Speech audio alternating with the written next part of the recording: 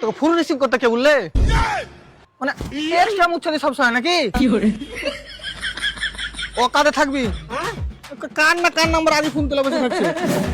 Hello, ডন এমারুল speaking. একজনের পা ভাঙতে হবে। হয়ে যাবে। কত টাকা লাগবে? 7 লাখ টাকা লাগবে। বাপ রে, 7 লাখ আর পা অ্যাসিডে ভরে গলাবি নাকি? আরে দাদা, আমার নিচে 2-3টা ছেলে কাজ করে, তো ওরাকে পাঠাবো, ওরা কষ্ট করবে, ওরা কত কিছু দিতে হবে নাকি? তো ঠিকঠাক বল কত টাকা লাগবে। তুই তো বারা 2 খান ঠ্যাং ভাঙতে বলছিস, আর আমি 2 খান ঠ্যাং ভাঙি না। আচ্ছা, যদি 4 খান ঠ্যাং ভাঙতে তাহলে কিছু কম করে লিতুম। তো এক কাজ কর, তোর দুখানো ভেঙে লিস। থাকে ভাই, 2 খানি ভাঙবো। তো বল কত টাকা লাগবে। চল যা, তোর না আমার 2 লাখ টাকা দিস। তুই 70 টাকায় করবি কি? আর আলাদা করে 30 টাকা দিবা কি? হ্যাঁ ঠিক আছে, যা দিব। তাহলে ঠিক আছে।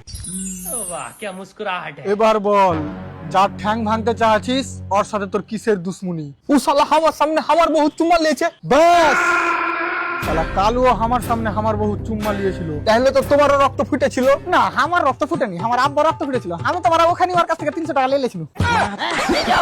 আবে মাত্র 300 টাকায় তোর বহুর ইজ্জত বিক্রি করে দিলে। আবে না না, সকালে তো আরো 70 টাকা লিয়েছিল। হ্যালো হ্যালো হ্যালো, মানে আমরা পাগলা চাঁদা ভাবছো বে? ধর। अरे बाप रे। আবার তুই টাকা দিস কেন?